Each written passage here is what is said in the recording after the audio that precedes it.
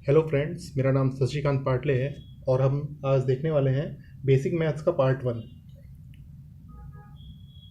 Basic maths का part 1, इसमें हम देखेंगे एडिशन,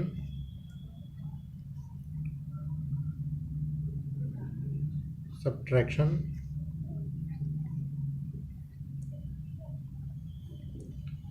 मल्टीप्लिकेशन,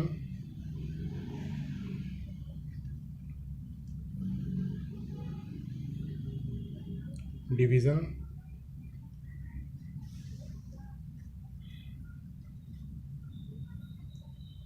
स्क्वायर,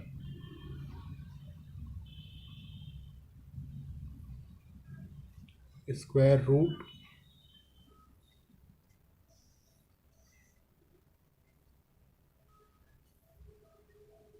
क्यूब,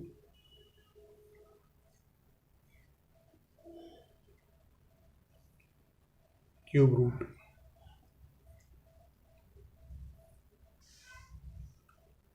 जोड़ना, घटाना, गुणा करना, भाग करना, वर्ग, वर्गमूल, घन और घनमूल। तो सबसे पहले स्टार्ट करते हैं एडिशन, जोड़ना। एडिशन में हम देखेंगे सबसे पहले question, find the value of x.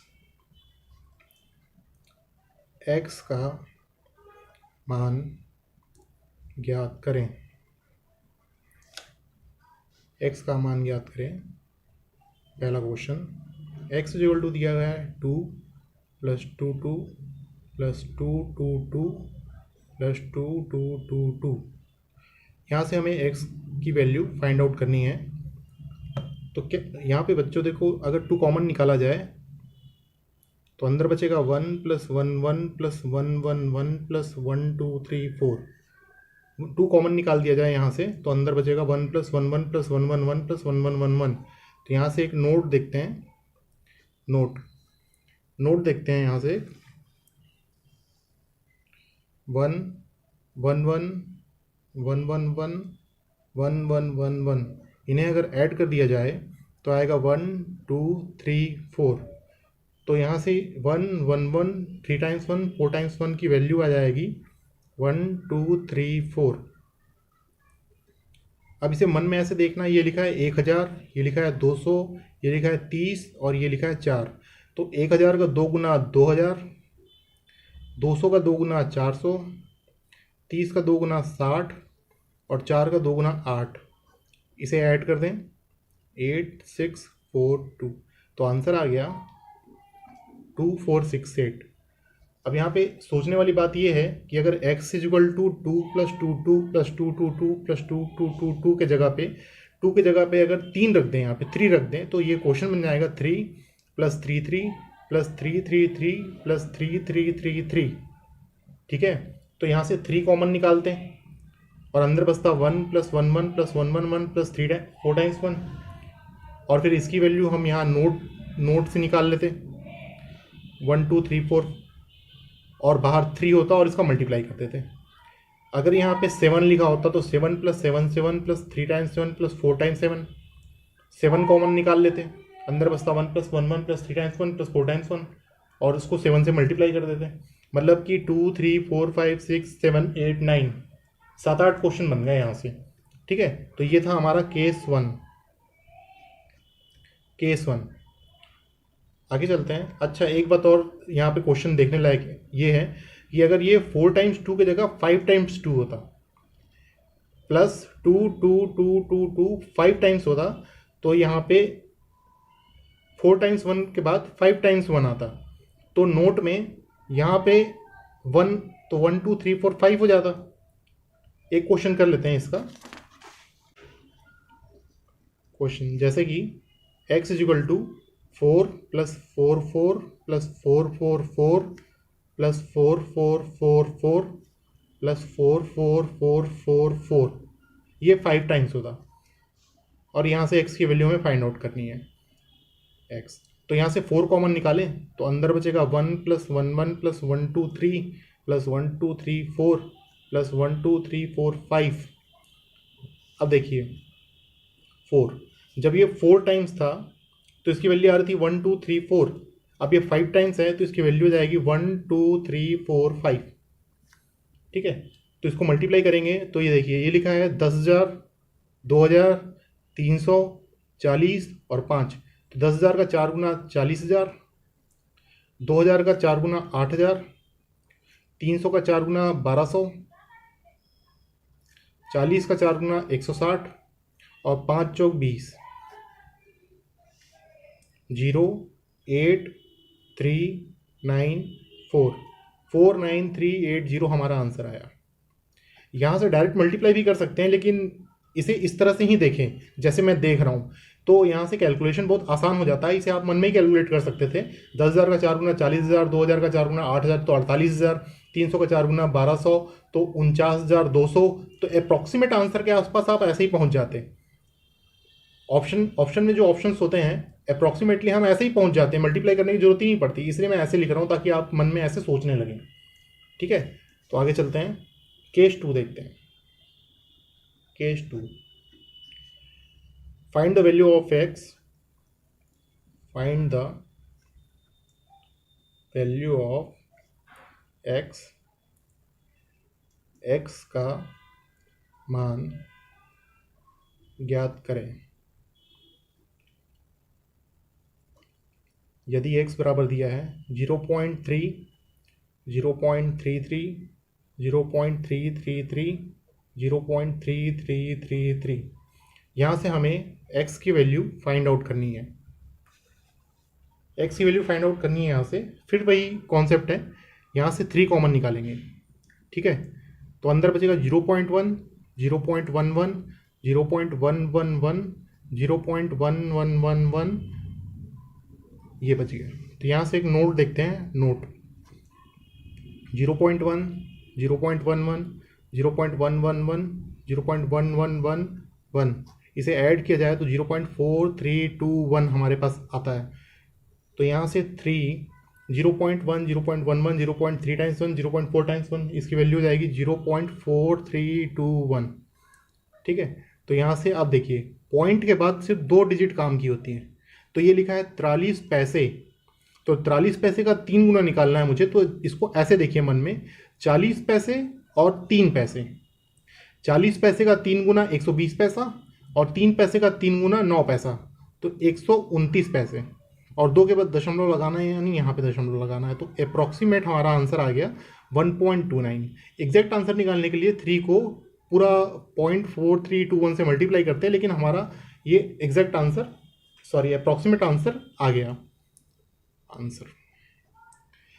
तो इस तरह से यहाँ पे देखिए 0.3 लिखा था, इसको हम लिख सकते थे 0.4, 0.44, 0.3 टाइम्स 4, 0.4 टाइम्स 4, 0.5, 0.55, 0.3 टाइम्स 5, 0.4 टाइम्स 5। 5 लिखते तो 5 कॉमन निकालते, 4 लिखते तो 4 कॉमन निकालते, 6 लिखते तो 6 कॉमन निकालते, 8 लिखते तो 8 कॉमन निकालते। इस तरह से यहाँ भी 8-10 क्वेश्चन आपके कवर होते हैं। तो ये था केस 2। आगे चलते हैं, केस 3 देखिए। केस 3 देखिए, पहला क्वेश्चन, यदि x इक्वल टू लिखा हो 3.3, 3.33, 3.333, 3.3333 ये लिखा हुआ है। अब यहाँ से x की वैल्यू हमें फाइंड आउट करनी है। ठीक है, तो देखिए x इक्वल टू 3.3 + 3.33 + 3.333 + 3.3333। अगर मैं इसको ऐसे सोचूं कि ये लिखा है 3 रुपये 30 पैसे, तो कोई प्रॉब्लम है क्या? 3 रुपये 30 पैसे, ये लिखा है 3 रुपये 33 पैसा, ये लिखा है 3 रुपये 333 पैसा, और ये लिखा है 3 रुपये 3,333 पैसा। तो मैं ये सामने का 3 रुपये, 3 रुपये, 3 रुपये और 3 रुपये को जोड़ देता हूँ, तो ये हो गया 12 रुपये। बच जाएगा 0.3 यहाँ से, 0.33 यहाँ से, 0.333 यहाँ से और 0.3333 यहाँ से। तो ये हमारा पुराना क्वेश्चन बन गया। 12 प्लस यहाँ से 3 कॉमन निकालेंगे तो अंदर बचेगा 0.1, प्लस 0.11 प्लस 0.123 प्लस 0.1234, तो 12 प्लस 3, अब ये 0.1 0.11 3 टाइम्स 1 4 टाइम्स 1 बन गया 0.4321। पॉइंट के बाद 2 डिजिट वैल्यूएबल होती हैं, तो इसका मल्टीप्लाई कर देंगे 12 प्लस, अब ये 43 पैसे का 3 गुना निकालना है मुझे, तो 40 पैसे का 3 गुना 120 पैसा, और 3 पैसे का 3 गुना 9 पैसा, तो 129 पैसे, और 2 के बाद दशमलव लगाना है तो यहाँ पे दशमलव लगा देंगे। तो ये अप्रॉक्सीमेट हमारा आंसर आ गया 13.29। तो ये केस 3 था। इसके बाद हम केस 4 देखते हैं। केस 4 में देखिए फिर से वही question, find the value of x का मान ज्ञात करें। अगर x ऐसा दिया हुआ है 5 प्लस 5 प्लस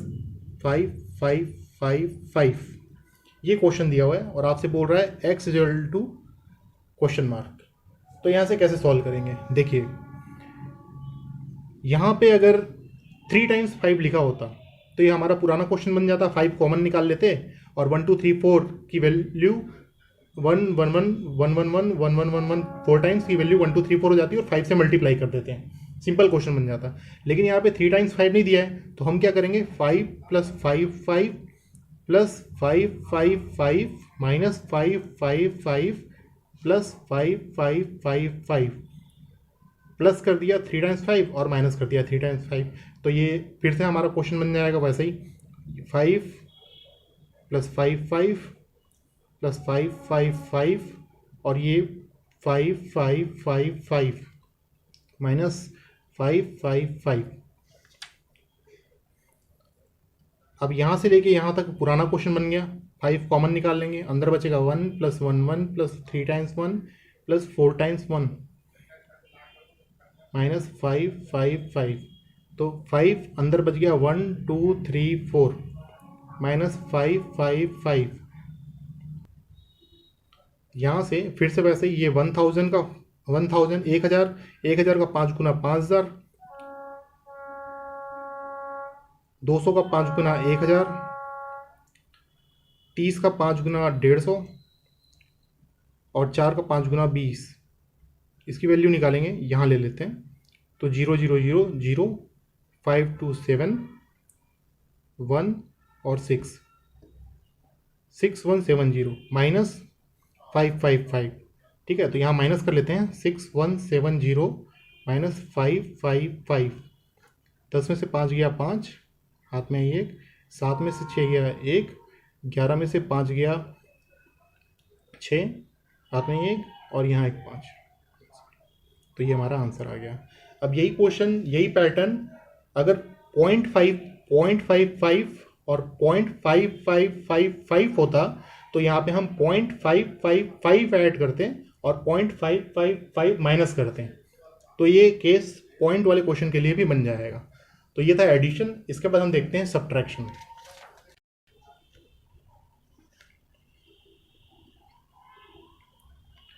सब्ट्रैक्शन घटाना, देखिए बच्चों ये बहुत सिंपल कॉन्सेप्ट है, 2 नंबरों को घटाना है, जैसे मुझे घटाना है 43 में से 13 को घटाना है, तो मैं 6 में से 3 गया 3 और 4 में से 1 गया 3, 33 मेरा आंसर आया, ठीक है। लेकिन मैं चाहता हूँ कि मैं इसे मन में ही कैलकुलेट कर लूँ, कोई भी 2 डिजिट हो उसे मैं मन में ही कैलकुलेट कर लूँ, मन में ही माइनस कर लूँ। तो मैं क्या करूँगा, जैसे 46 और 13 लिखा हुआ है, तो मैं इन दोनों के बीच में एक रेफरेंस नंबर अपने मन में सोचूंगा। जैसे मैंने सोचा 40, मेरे मन में आया 40, तो यहाँ से ये 40 से 6 ज़्यादा है और 13 40 से 27 कम है, इन दोनों को जोड़ दो तो 33 मेरा आंसर आ रहा है। बहुत सिंपल था, 40 और 13 के बीच में कोई भी रेफरेंस नंबर आप ले लीजिए। मेरे दिमाग में आया 40, तो 40 से 6 ज़्यादा है और 40 से 27 कम है, तो 6 और 27 को जोड़ दो 33। अगला क्वेश्चन देखते हैं, जैसे 62 माइनस 25, तो बीच में मैंने सोचा 60 से ये 2 ज़्यादा, 60 से ये 35 कम, तो आंसर आ गया 37। यहाँ से आप माइनस करके चेक कर लीजिए, 12 में से 5 गया 7, 8 में ही 1, 6 में से 3 गया 3, तो 37। बहुत आसान मेथड है। और क्वेश्चन देखते हैं। 129 में से 63 माइनस करना है, तो बीच में मैंने ले लिया 100, 100 से कितना ज़्यादा है 29, 100 से कितना कम है 37, इन दोनों को ऐड कर दीजिए, 9 7 16, 6 1 4 2 6, 66 मेरा आंसर आ गया। और क्वेश्चन ले लीजिए। 1 2 3 4 में से 4 6 9 को माइनस करना है, तो बीच में सोचिए 1000। अब 1000 से कितना ज़्यादा है 2 4 2 3 4, 2 3 4 ज़्यादा है, और कितना कम है तो देखिए अगर ये 500 होता तो 500, तो 531, 531। अब इन दोनों को ऐड कर दीजिए, 4 1 5, 3 और 3 6, 5 2 7, ये आंसर आ गया। तो इस तरह से कोई भी दो नंबरों को आपस में सब्ट्रैक्ट करने के लिए ये बहुत ही अच्छा और आसान मेथड है। इसे आप यूज़ कर सकते हैं, मन में ही कैलकुलेट कर सकते हैं दो नंबरों का डिफरेंस निकालने के लिए, सब्ट्रैक्ट करने के लिए। ओके बच्चों, थैंक यू, धन्यवाद।